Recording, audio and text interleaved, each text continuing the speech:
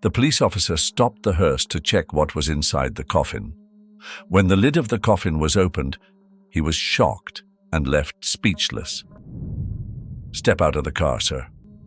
"Now," Marcus said, his voice firm but calm, the beam of his flashlight slicing through the night.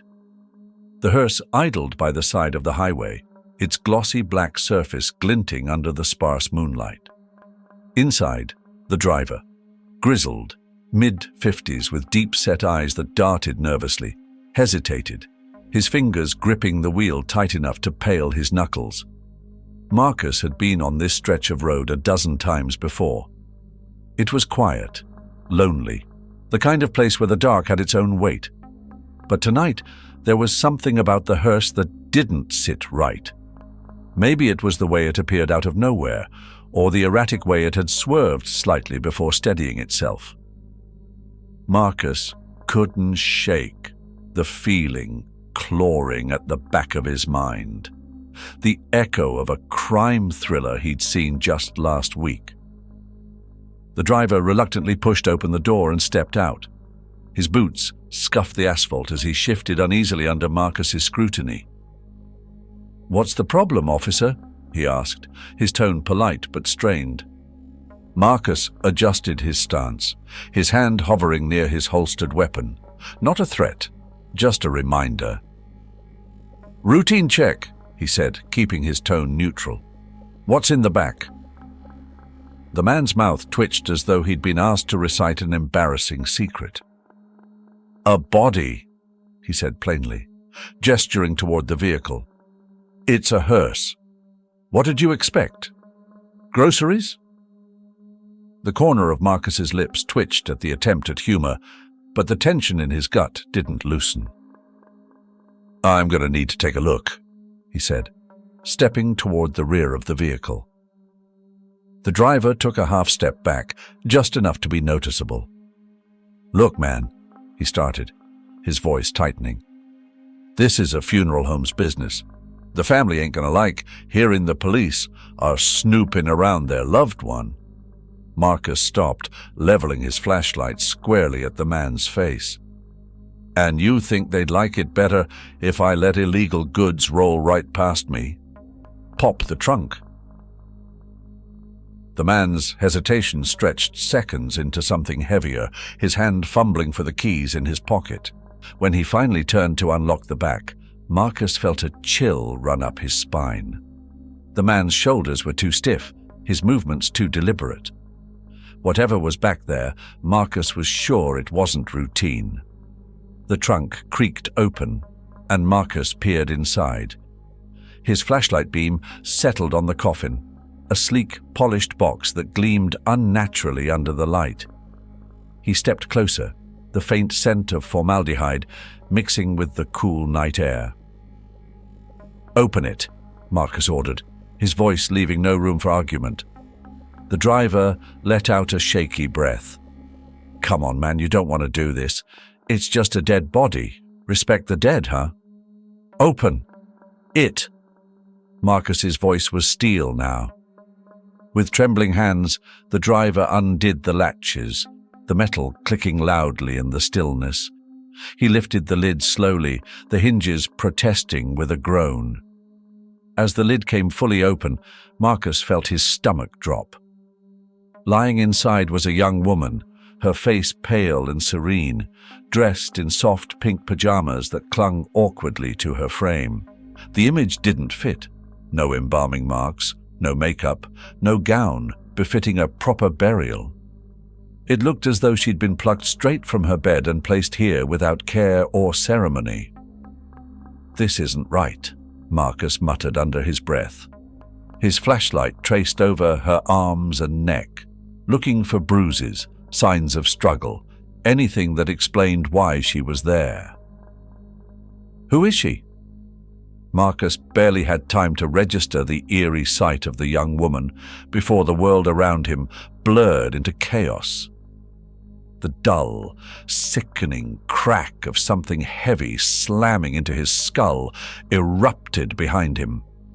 Pain shot through his head like lightning, and his legs buckled instantly. He collapsed beside the coffin, his cheek pressing against the cold, polished wood. The flashlight slipped from his fingers, its beam wobbling across the interior of the hearse before landing on the driver's boots. Marcus tried to move, to reach for the weapon at his hip, but his limbs felt disconnected, as though they belonged to someone else. His vision swam, and the last thing he saw was the driver's face twisted in a grimace. Not of fear, but cold calculation. When Marcus came to, everything was dark. Not the kind of darkness you get at night with stars and moonlight sneaking through. This was absolute, suffocating blackness, so thick it felt like it pressed against his skin. His first instinct was to sit up, but his head slammed into a solid barrier mere inches above him. Disoriented, he raised his hands, feeling the smooth interior of the coffin's lid. The realization hit him like a sledgehammer. He was inside. The bastard had put him in the coffin. Panic surged, his breaths coming in short, sharp gasps. He could feel the tight, confining space around him, the walls pressing against his shoulders. And then it hit him. He wasn't alone. His hand brushed against something cold and soft. His stomach twisted as he remembered the woman. "Jesus Christ," he whispered hoarsely, his voice shaky in the enclosed space. His hand moved back to her arm. It wasn't stiff. She wasn't dead, or at least she wasn't yet. Marcus forced himself to slow his breathing, gripping onto that sliver of hope. He shifted carefully in the narrow coffin, pulling his phone from his pocket. The glow of the screen was blinding in the darkness, but it gave him a small sense of control. The battery was still good, but the signal icon mocked him with a single bar that flickered and disappeared. "Damn it," he muttered, his voice cracking under the weight of the situation. He tapped at the screen, trying to call for help, but the line refused to connect. The sound of the failed call echoed in the oppressive silence. He turned the light toward the woman beside him. Her face was pale, her chest rising and falling so faintly it was almost imperceptible. Her head lolled slightly to one side, and her hair was damp with sweat. Marcus's training kicked in, overriding his fear. He leaned closer, checking for any signs of trauma. There were no visible injuries, no blood. Her pulse was weak, but steady. "You're alive," he murmured, more to himself than her. Relief mixed with dread. Whoever had done this clearly didn't intend for her to stay that way. The silence inside the coffin was maddening. Marcus pressed his hands against the lid, testing its weight. It didn't budge. He shoved harder, using his legs to push against the walls for leverage. But it was no use. The sound of his own frantic movements amplified in the tight space, feeding his desperation. "Okay. Think," he told himself, forcing his mind to focus. He had to get out of here. They had to get out of here. He began pounding on the lid with his fists, each thud echoing like a muted drum. "Help!" he shouted, his voice raw and strained. "Somebody! I'm in here!"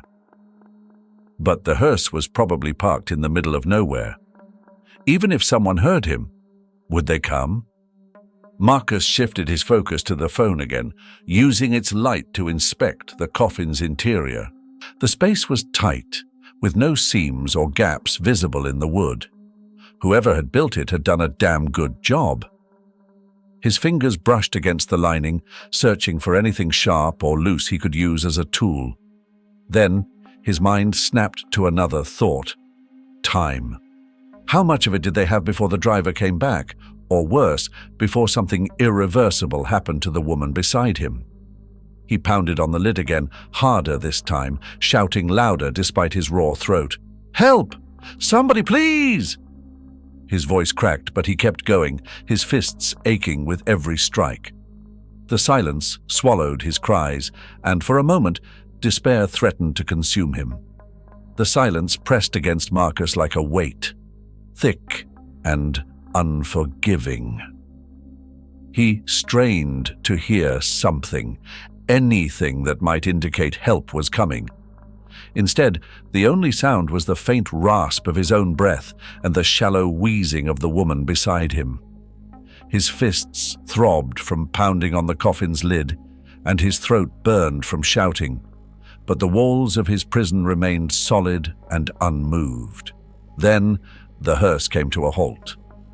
The change was subtle at first, the hum of the tires easing, the faint jolt as it slowed, but it was enough to make Marcus's heart race. He felt the shift in balance as the vehicle rolled to a stop, and the oppressive stillness that followed made his stomach churn. Voices. They were muffled, distant, but unmistakable. Marcus pressed his ear against the coffin's interior, desperate to catch their words. "Dig's ready," one voice said, low and gravelly. Another answered, sharper, impatient. "Then let's move.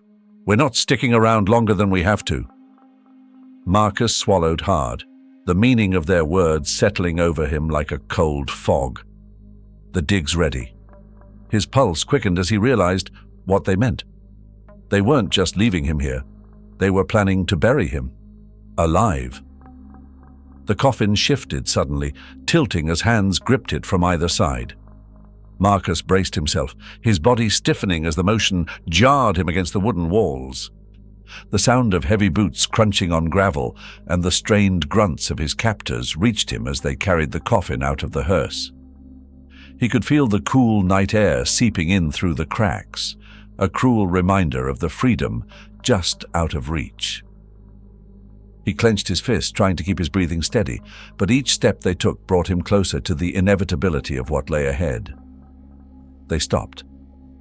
Marcus heard the scrape of shovels and the dull thud of earth being moved. He could picture it in his mind. A shallow grave, hastily dug, waiting to swallow him whole. His jaw tightened, panic clawing at the edges of his resolve. The coffin jerked again, lowering this time, the sensation sending a jolt of dread through his chest. He heard the thud as it hit the bottom of the grave, the vibrations rattling through his confined space. He pressed his hands against the lid, as though sheer force of will could hold it open. "Get the lid secured!" a voice barked. Marcus froze, his mind racing. Secured? What else could they do to lock him in? He felt the faint tremor as something heavy was set on top of the coffin. His heart sank. They were sealing him in. "We'll cover it and head back," one of the men muttered. "Nobody's going to find out here." For a moment, Marcus's breath caught in his throat. It wasn't just him. They were talking about her too, the woman who still lay motionless beside him. Her breathing was faint, almost imperceptible. But it was there. She was alive. And they were about to bury her without a second thought. Through the muffled sounds of boots shifting and dirt falling, Marcus caught a new sound. Fainter, less deliberate. It was a shuffle, a click, and then silence. His ears strained against the darkness. Something about it didn't match the rhythm of the men above. Then he heard it again. Footsteps, retreating this time, moving away from the grave. One of the men called out, his voice laced with annoyance. "Where you going? We ain't finished yet." "Need a smoke," another answered, his tone disinterested. "Just gimme a damn minute." The footsteps faded, and Marcus felt a flicker of hope. If they weren't all watching, if even one of them let their guard down, maybe he could find a way out. His fingers brushed against his phone again, useless without a signal, but still a lifeline in his mind. He shifted slightly, wincing at the creak of the wood beneath him. The woman beside him stirred faintly, her head lolling against his shoulder. It was the first movement he'd felt from her since waking up, and it filled him with equal parts relief and urgency. If she was waking up, she'd need air. Soon. Rowan pulled his jacket tighter around himself. the chill of the night biting through the thin fabric. It wasn't unusual for him to be patrolling the cemetery at this hour. The quiet of the graveyard had always brought him a sense of peace. But tonight, there was a weight in the air that made his skin prickle. He'd spotted the hearse as it crept through the gates, its headlights cutting through the fog like twin blades. That alone wasn't alarming. Funerals could be scheduled for any hour, though midnight was an odd choice. What set his nerves jangling was the behavior of the men. They weren't mourning. There were no solemn prayers or respectful silence. These men moved with purpose, their actions hurried and suspicious. Rowan crouched behind the line of headstones, his graying hair falling into his eyes as he watched them unload the coffin. The way they handled it, rough, almost careless, didn't sit right. He shifted slightly, getting a better view. The grave they'd chosen wasn't marked, just a freshly dug pit at the edge of the cemetery. There were no flowers, no headstone waiting to be placed. Rowan's instincts, honed by years of watching over this place, screamed that this wasn't a burial. This was a cover-up. The men finished lowering the coffin and began shoveling dirt back into the grave. Their movements were mechanical, devoid of reverence. One of them, a stocky guy in a leather jacket, muttered something that made the others laugh. Rowan couldn't make out the words, but the tone was wrong. Too casual, too callous. Then, just as quickly as they'd come, they left. The sound of their boots faded, replaced by the purring engine of the hearse as it rolled to a stop nearby. Rowan waited, heart pounding, as the men climbed back into the vehicle. But instead of leaving, they stayed put. The faint glow of a lighter flickered through the windshield, followed by the distinct scent of tobacco drifting on the breeze. They were taking a break, maybe waiting to see if the job was done properly. Rowan didn't have much time. When the men finally wandered off, their laughter echoing faintly in the distance, Rowan crept toward the hearse. His knees ached with every step, but he ignored the discomfort. The vehicle loomed before him like a shadow, its windows dark and inscrutable. The door was unlocked. Sloppy work, but Rowan wasn't about to complain. He opened it just enough to peer inside. The smell of old leather and something sharper, metallic, hit his nose. His eyes adjusted quickly to the dim light, and he spotted it, a gun lying on the floorboard, half covered by a discarded jacket. The sight made his stomach twist. Whatever was going on here, it wasn't just a bad burial job.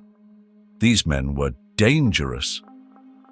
Rowan hesitated for a moment, then reached for the weapon. His fingers closed around the cold metal, and he slid it into his pocket before shutting the door as quietly as he'd opened it. He turned his attention to the grave. The dirt looked freshly disturbed, the mound slightly uneven. Rowan's gut told him there was more to this than met the eye. Without thinking twice, he grabbed the nearest shovel leaning against a nearby tree. His hands trembled as he began digging, the sharp scrape of metal against earth slicing through the stillness. It didn't take long to uncover the coffin. Rowan hesitated, his breath clouding in the air as he stared at the polished wood. His mind raced through the possibilities. What if he was wrong? What if there was nothing inside but a body meant for burial? But the image of that gun wouldn't leave his mind. Whatever this was, it wasn't normal. With a deep breath, he reached for the latch. The lid creaked open, revealing a sight that made his heart lurch. Inside was a man, alive, his face pale and slick with sweat, his eyes wide with a mix of fear and relief. Rowan froze, his mind struggling to catch up, but the man's hoarse voice broke the spell. "Get me out of here," he rasped, his voice raw and desperate. Rowan didn't hesitate. He gripped the man's arms and hauled him out with surprising strength, his old muscles fueled by adrenaline. The moment the man was free, he collapsed onto the ground, gasping for air. There's someone else," the man said between breaths, gesturing toward the coffin. A woman. She's still in there. Rowan peered inside and saw her. A young woman, unconscious but alive, her chest rising and falling faintly. He worked quickly, lifting her out with the same care he'd once used to carry his own daughter when she was a child. Once both of them were clear, Rowan knelt beside the man. "Who are you?" he asked, his voice steady despite the chaos. "Marcus," the man replied, sitting up. "I'm a cop. Those guys, they tried to bury us alive." Rowan's jaw tightened. He didn't need the details to know the truth. These men weren't coming back to finish their smokes. They were coming back to make sure the job was done. Rowan helped Marcus to his feet, his mind already racing. "We don't have much time," he said. "They'll be back soon. We need a plan." Marcus nodded, his exhaustion giving way to determination. "There's a gun in the hearse," he said, his voice gaining strength. Rowan pulled the weapon from his pocket, holding it up. "Already got it. Let's make this count." Marcus crouched low behind a crumbling headstone, the cold granite pressing against his back. The faint rustle of leaves whispered through the night air, but his ears were tuned to something else entirely, the distant sound of boots crunching on gravel. They were coming back. He glanced sideways at Rowan, who stood a few paces away, gripping the shovel like it was an extension of himself. The old man's knuckles were white, his jaw set. Despite the tension in the air, Rowan exuded a quiet resolve that Marcus found grounding. The pair had spent the last few minutes scanning the area for anything that could even the odds. Marcus had found a rusted iron rod near the base of an old statue, its weight comforting in his hand. Not much, but it would do. "They'll go for the coffin first," Rowan murmured, barely audible. "When they do, we hit 'em hard, no hesitation." Marcus nodded, gripping the rod tighter. "Wait for my signal." The footsteps grew louder. The men were talking now, their voices casual, confident. They weren't expecting trouble. Marcus peeked around the edge of the headstone, spotting the three of them silhouetted against the moonlight as they approached the grave. The leader, the one in the leather jacket, barked out orders. "Check it. Make sure they're still in there." The driver grunted in response, stepping forward to tug at the coffin's lid. Marcus felt a flicker of rage at the casual disregard with which they handled the situation, but he swallowed it down. Patience. Timing was everything. The lid creaked open, and the driver leaned in, his flashlight casting a pale beam over the empty coffin. "What the hell?" he started, but that was all Marcus needed. "Now," Marcus hissed, springing from his hiding spot. He closed the distance in 3 quick strides, swinging the iron rod in a clean, decisive arc. It connected with the driver's shoulder, the impact sending him sprawling into the dirt with a pained yelp. Before the others could react, Rowan charged forward, his shovel raised high. The second man turned just in time to catch the blunt edge across his chest, the force knocking him backward into the mound of freshly dug earth. Leather Jacket, clearly the leader, was quicker, on his feet. He stepped back, his hand darting toward his waistband. "Gun!" Marcus shouted, his adrenaline spiking. Rowan lunged at the leader, swinging the shovel again, but the man dodged, his movements sharp and practiced. The leader pulled the gun free, the metallic glint catching the moonlight, and leveled it at Rowan. Marcus didn't think. He surged forward, closing the gap, and brought the rod down hard on the man's wrist. The gun clattered to the ground, and the leader cursed, clutching his arm. Rowan seized the opportunity, delivering a swift kick to the man's knee that sent him crumpling with a grunt. But the fight wasn't over. The second man, winded but not out, scrambled to his feet, grabbing a rock from the ground. He hurled it toward Rowan, who barely managed to duck in time. Marcus turned, readying himself for another strike, but the man lunged before he could swing. They collided, the force driving Marcus to the ground. The rod slipped from Marcus's grasp as the man pinned him down, his hands closing around Marcus's throat. Stars burst in Marcus's vision as he struggled, his lungs burning for air. He clawed at the man's hands, his fingers digging into flesh, but the grip was unrelenting. "Hold on!" Rowan shouted, and then the shovel came down again, this time with a sickening thud. The pressure on Marcus's throat vanished as the man slumped sideways, unconscious. Marcus rolled over, coughing and gasping, his chest heaving. "You all right?" Rowan asked, extending a hand. Marcus nodded, taking the offered hand and pulling himself up. His voice was hoarse, but his determination was unshaken. "Let's finish this." The leader was still on the ground, cradling his injured wrist, but his eyes burned with defiance. Marcus picked up the discarded gun, leveling it at him. "Don't move," he growled. His hand trembled slightly, but his aim was steady. Rowan turned his attention to the driver, who was groaning as he tried to sit up. With a practiced motion, Rowan flipped him onto his stomach and pulled a length of rope from the hearse.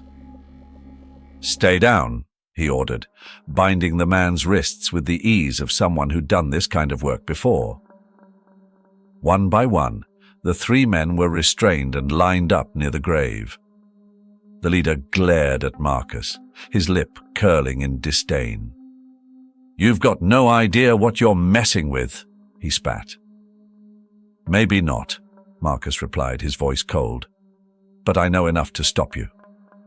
Rowan checked the bindings one last time before turning to Marcus. "The girl," he said. "We need to make sure she's all right." Marcus nodded, hurrying back to the coffin. He knelt beside it, his heart pounding as he leaned over the unconscious woman. Her breathing was shallow, but it was there. He checked her pulse again, relieved to find it steady. "She's alive," he called out. "We need to get her out of here." Rowan nodded, already pulling a phone from his pocket. "I'll call it in. Cops'll want these guys gift-wrapped." Marcus took a shaky breath as he stared down at the unconscious woman. The flickering light from Rowan's phone cast long shadows across her pale face, the faint rise and fall of her chest, the only sign she was still clinging to life. There was something about her that tugged at him, not just the fact that she was alive after such an ordeal, but the nagging feeling that she wasn't just any victim. He reached into the pocket of her pajama top, feeling for anything that might give him a clue. His fingers brushed against something, a small leather wallet. Pulling it out, he flipped it open, squinting at the ID tucked inside. Kimberly Hayes. The name clicked almost instantly. She wasn't just a local name. She was practically a celebrity in these parts, the wife of Richard Hayes, a high-profile businessman who owned half the commercial real estate in the county. Her face, familiar from charity event photos and glossy magazine spreads, was now hauntingly real and vulnerable. "Rowan," Marcus said, his voice low, "this isn't just some random woman. She's Kimberly Hayes." Rowan's brows furrowed as he knelt beside Marcus, his weathered hands gripping the edge of the coffin. "Hayes? As in those Hayes?" Marcus nodded grimly.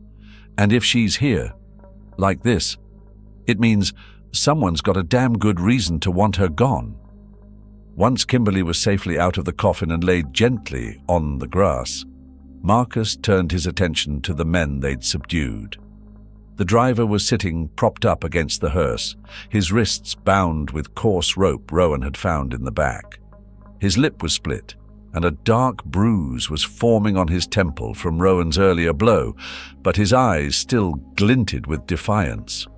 Marcus crouched down in front of him, holding the ID up so the driver could see it. "Kimberly Hayes," he said, his voice cold and sharp. "Tell me why she's here." "Who put you up to this?" The driver smirked, blood staining his teeth. "You've already got your answer, don't you? You're a smart guy." Marcus's fist clenched around the ID, his knuckles white. "Start talking, or I'll make sure the cops know you weren't just the driver. You were the mastermind." The smirk faltered, replaced by a flicker of doubt. "I didn't plan nothing," the driver muttered, his voice quieter now. "We were hired, all right? That's all." "By who?" Marcus pressed. The driver hesitated, his gaze darting to his accomplices, who were tied up nearby. One of them was groaning softly, still dazed, while the other sat rigid, his face a mask of anger and fear. Finally, the driver muttered, "Her husband, Richard Hayes." Marcus felt a knot tighten in his chest. He'd suspected as much, but hearing it confirmed was like a punch to the gut. Richard Hayes had hired these men to kill his own wife. Rowan, who had been standing silently behind Marcus, let out a low whistle. "A man'll do a lot for money," he said quietly. Marcus stood, his jaw set. Not just money. Control. He wanted her gone to get everything she has. As the minutes ticked by, Kimberly began to stir. Her eyelids fluttered, and a faint groan escaped her lips as she shifted on the grass. Marcus knelt beside her, his voice soft but urgent. "Kimberly, can you hear me?" Her eyes opened slowly, unfocused at first, then widening in panic as she took in her surroundings. She tried to sit up, but Marcus placed a steadying hand on her shoulder. "It's okay," he said gently. "You're safe now. We got you out." "Safe?" she rasped, her voice barely above a whisper. They were—" "I know," Marcus interrupted, his tone firm but comforting. "They tried to bury you, but we stopped them. You're going to be okay." Kimberly's gaze darted to the hearse, then to the restrained men nearby. Her breathing quickened, her hands trembling as she gripped the edges of her blanket. "Richard," she whispered, her voice breaking. He did this, didn't he?" Marcus exchanged a glance with Rowan before nodding. "We know, and we're not going to let him get away with it." With Rowan's help, Marcus managed to get Kimberly into a seated position. She leaned against a headstone, her face pale but determined. Rowan handed Marcus his phone, and Marcus quickly dialed the local police station. He kept his voice calm and measured as he explained the situation, knowing every word would be critical in getting back up here as quickly as possible. "We've got 3 suspects detained," Marcus said into the receiver. "They're tied up, and we have evidence that links them to an attempted murder. Victim's name is Kimberly Hayes." There was a pause on the other end before the dispatcher's voice returned, tinged with disbelief. "Did you say Kimberly Hayes?" "Yeah," Marcus confirmed. "And trust me, this is just the start. Get a team out here now. And send medical. She's alive, but she needs attention." The sound of sirens pierced the stillness long before the flashing lights cut through the dark. Marcus stood, his body rigid and watchful, as the first squad car pulled onto the uneven gravel road leading into the cemetery. Rowan was a few feet away, leaning on his shovel, his expression unreadable beneath the shadows. Kimberly remained seated near the headstone, a thin blanket wrapped around her shoulders that did little to hide her trembling. The officers moved with purpose, their flashlights sweeping the area. 2 of them approached Marcus, one older, with silver streaking his dark hair, the other younger, looking fresh out of the academy. The older officer spoke first, his tone firm but not unkind. "You the one who called this in?" "Yeah," Marcus said, stepping forward. "Marcus Shaw, Highway Patrol. I've got 3 suspects tied up over there by the hearse. They're connected to an attempted murder." He paused, glancing toward Kimberly. "The victim's over there. Kimberly Hayes. The older officer's eyes flicked toward her, his brows lifting in recognition. You're telling me that Kimberly Hayes? That's exactly what I'm telling you, Marcus replied, and these guys were about to bury her alive. The scene quickly became a flurry of activity. Officers secured the suspects, reading them their rights as they hauled them into waiting patrol cars. Crime scene techs arrived shortly after, photographing the hearse and collecting evidence. Marcus watched as they dusted the interior for prints, their meticulous movements illuminated by harsh white light. It didn't take long for the first breakthrough. One of the techs approached the lead officer, holding up a sealed bag containing a set of documents pulled from the hearse. Found this tucked under the driver's seat, she said. It's a contract, signed by Richard Hayes. The name hung heavy in the air, as though its weight alone confirmed everything Marcus had suspected. He exchanged a glance with Rowan, who gave a small nod, his grip tightening on the shovel still resting against his leg. That's your mastermind, Marcus said, his voice low but steady. The husband. He paid these guys to make her disappear. The officer's jaw tightened. We'll see about that, he said grimly. Let's finish processing the scene first. At the hospital, Kimberly lay in a stark white bed, her face pale but calmer now that the immediate danger had passed. Marcus sat in a chair near the foot of her bed, his posture weary but attentive. A detective stood at her bedside, a recorder running, as he asked her to recount what had happened. Kimberly's voice was quiet, halting as she described the weeks leading up to her abduction. Richard, he wasn't the same anymore, she said, her fingers fidgeting with the corner of the blanket. At first, it was subtle, cancelling our joint accounts, insisting I sign over power of attorney for some of our assets. He said it was for tax purposes. She paused, swallowing hard.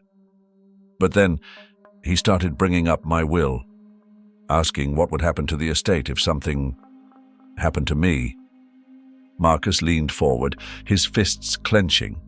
Every detail she shared painted a clearer picture of a man whose greed had consumed him entirely.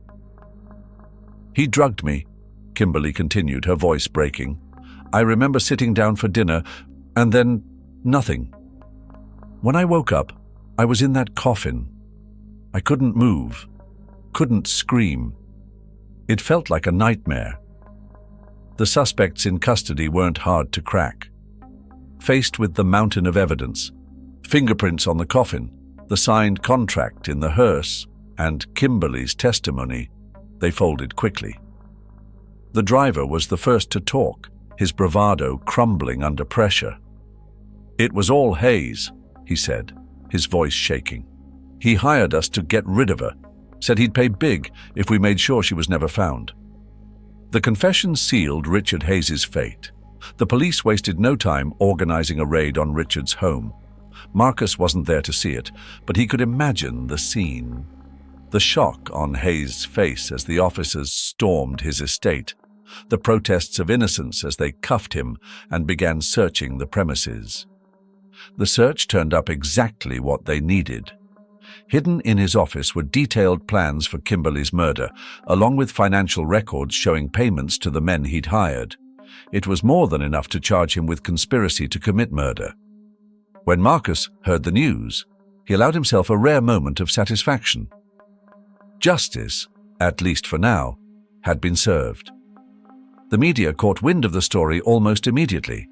Headlines blared the details across every platform. Wealthy businessman plots wife's murder. Foiled by rookie cop. Cameras swarmed the hospital, desperate for a glimpse of Kimberly or a quote from Marcus, but both avoided the spotlight as much as possible. Kimberly stood at the window of her new apartment, the soft hum of traffic below a comforting reminder that life was still moving forward. The city felt unfamiliar but safe, a stark contrast to the sprawling estate she had once called home. For the first time in years, she didn't feel the oppressive weight of Richard's control looming over her. Instead, there was silence. Calm, unbroken silence. She'd spent the first few weeks after leaving the hospital sorting through the wreckage of her life. Her lawyer had helped her secure a restraining order, though Richard wouldn't need it from inside a prison cell. Marcus had been there, every step of the way. His steady presence a quiet anchor in the chaos. One morning, Marcus arrived with a stack of papers tucked under his arm and his usual reassuring smile. Kimberly met him at the door, her hair still damp from the shower and her cheeks faintly flushed.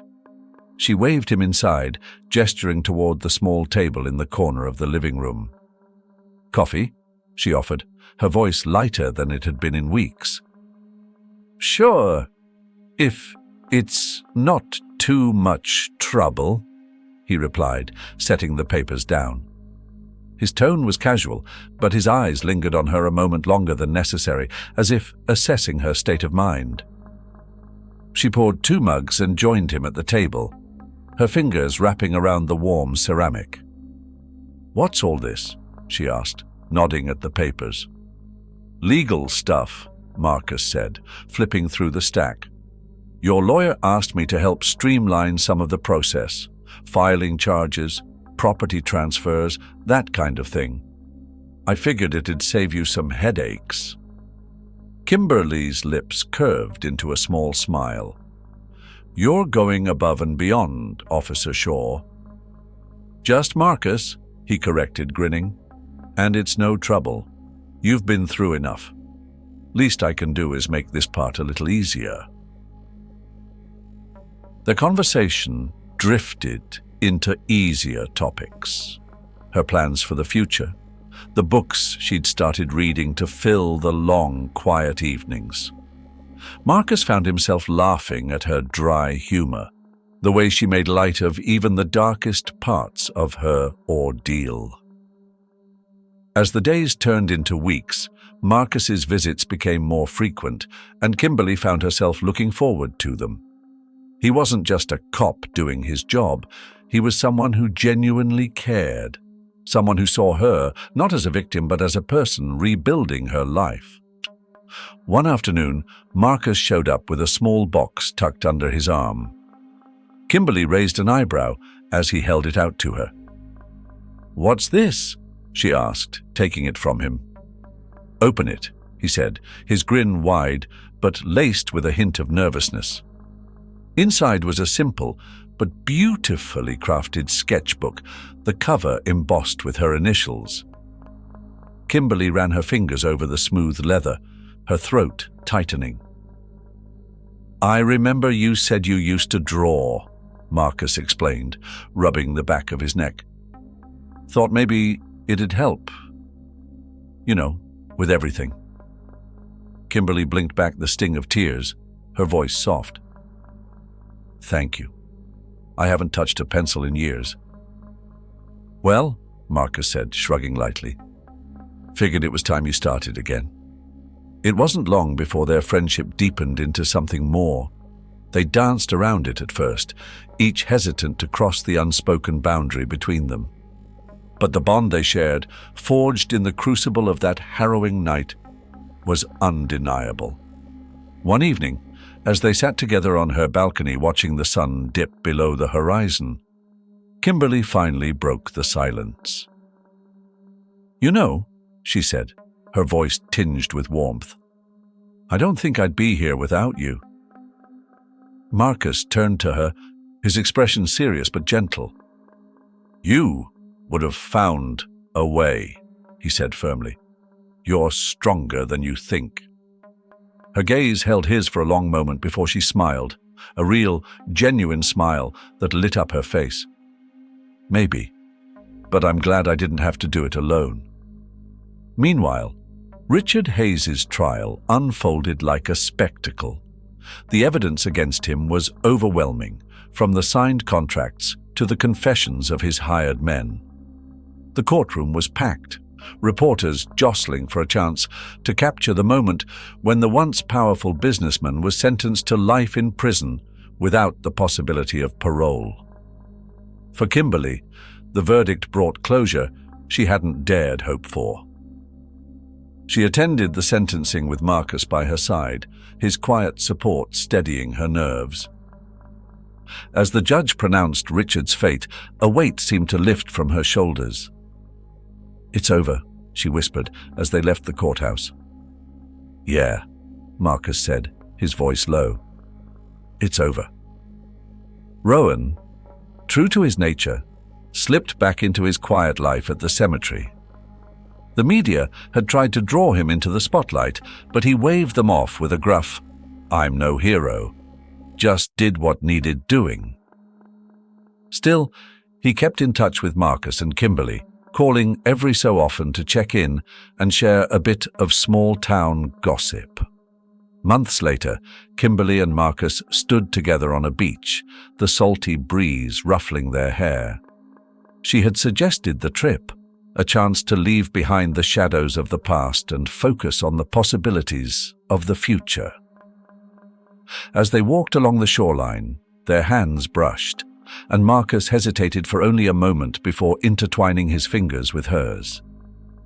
Kimberly glanced at him, her smile soft but full of certainty. "We've been through hell," she said quietly. "But I think we're finally where we're supposed to be." Marcus nodded, his grip on her hand tightening slightly. "Yeah, we are." The story of Kimberly and Marcus is a gripping journey of resilience, courage, and the triumph of humanity over cruelty.